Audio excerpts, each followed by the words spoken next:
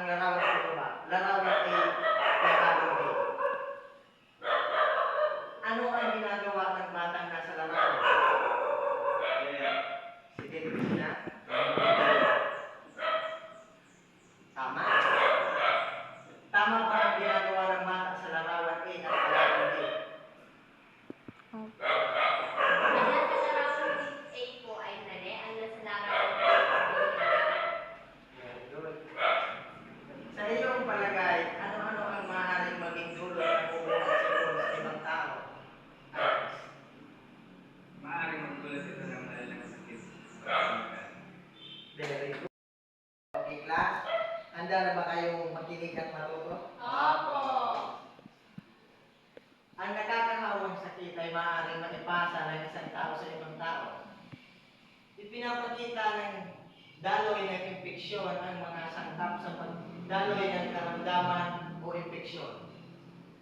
Ang pagkalat ng impeksyon ay maaaring tuwiran o dituwiran. Maaaring maipasa ang nakakahawang sakit sa pamamagitan ng likido at iba pang bagay gaya ng laway, sipon, ihi, dumi at dugo. Maaari din itong maipasa sa pamamagitan ng personal na gamit tulad ng hiringhilya, suklay, kuto, tuwalya, tsinelas, at iba pa.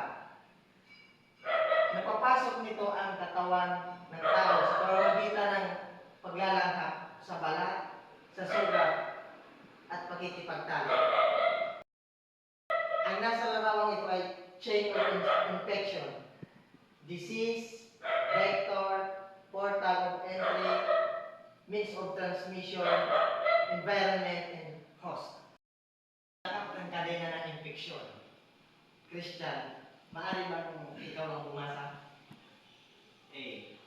Causative infection agents, pathogens. Ito ay mga mikrobyong o mikroorganismo na nagdudulot ng nakakahawang sakit. Thank you. Alex, maaari bang ikaw bumasa sa letra B? Reservoir or source, lugar kung saan nananahan at paparami ang mga conservative agents. Ito ay maaaring tao, hayop, tubig, lupa, pagkain, tuwalya, pinggan, kutsara, tinidor at iba pa. Salamat. Joanne, Nabasa ng mikrobyo, halimbawa nito sa bibig ng isang tao kung saan tumatalsik ang laway habang nagsasalita,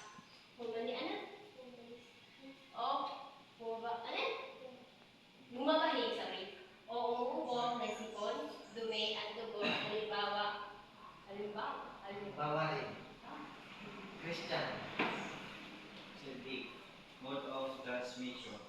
Paraan ng pagsasanay o paglilipat ng mercurio causative agent sa ibang tao sa pamamagitan ng droplets, airborne, foodborne, vectorborne, at bloodborne. Ang nakakahawang sakit ay maaaring masalin sa ibang tao sa pamamagitan ng sumusunod. sumusunod. Pwede bang sabay-sabay kayong bumasa? Opo. Maaari ba kayong tumayo?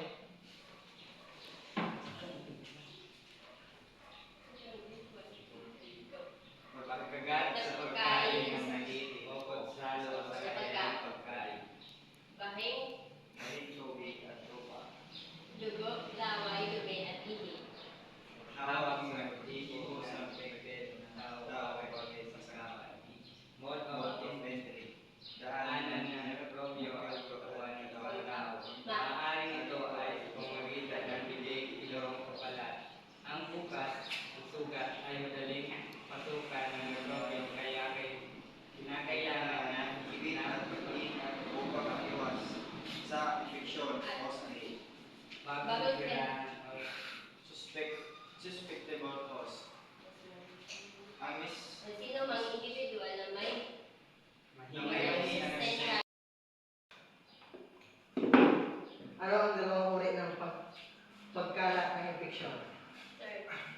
Johan? Direct and indirect. Very good. Ano-ano ang sangkap ng kadenang infeksyon? Christian? Causative infections agents or pathogens. Mode of exit. Mode of transmission. Mode of entry. Bagong tirahan or suspectable host. Hatiin ko sa tatlong pangkat. Isulat sa loob ng kadena ng infeksyon kung paano naipapasa ang sumusunod na sakit. Ibigyan ko yan ng 5 minuto para sagutan niya. Tapos na ba? Opo.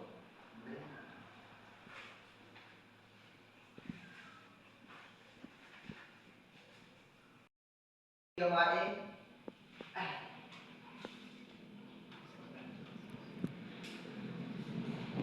Kumuha kayo ng malinis na papel at sagutan nyo. Isulat ng tama o mali sa inyong sapatlan.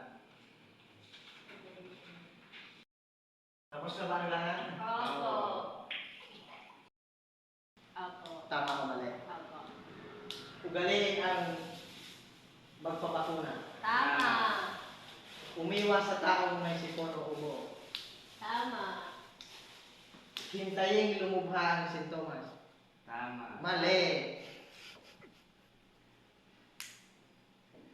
Ugaliin ang palaging maghugas ng kamay upang makaiwas sa sakit. Tama.